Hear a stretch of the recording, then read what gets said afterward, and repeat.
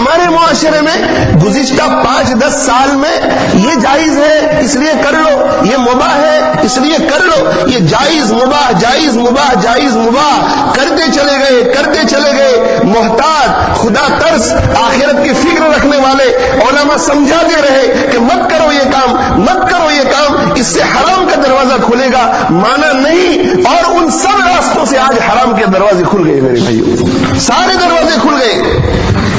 اب 10-15 سال پہلے جن چیزوں کا ہم تصور بھی نہیں کر سکتے تھے وہ کام ہو رہے ہیں، اور ان کو جائز سمجھ کر کیا جا رہا ہے۔ مردوں اور عورتوں کے اختلاط میں اب کسی کو کوئی حیا نہیں آتی، با پردہ عورتیں ایسے ہالوں میں جا رہی ہے، با پردہ عورتیں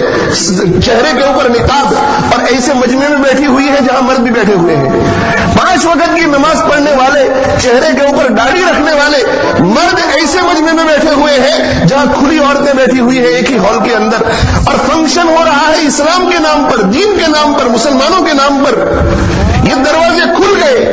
اور اب قیامت تک جتنے اس قسم کے فنکشن ہوں گے اس کا وبال اور اس کا گناہ ان لوگوں کے سروں کے اوپر رہے گا جنہوں نے اس قسم کے دروازے کھولے ہیں۔ اس لیے میرے بھائیوں یہ آخرت کی فکر میں دلا رہا ہوں آپ کو، آخرت کی فکر دلا رہا ہوں، ذرا توجہ کرو، اللہ کو منہ دکھانا ہے، مجھے بھی منہ دکھانا ہے، آپ کو بھی منہ دکھانا ہے، اور اس قسم کی کڑوی باتیں اسی لیے کرنی پڑتی ہے کہ میرے دل دماغ میں اگر اس قسم کی باتیں آتی ہے اور اگر میں خاموش رہا اور آپ حضرات کو نہیں بتایا تو کل قیامت کے دن اللہ کے دربار میں آپ مجھے میرا گریبان پکڑیں گے۔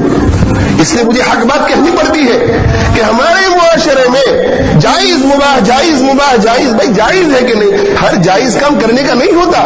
کچھ جائز کام ایسے ہوتے ہیں کہ جو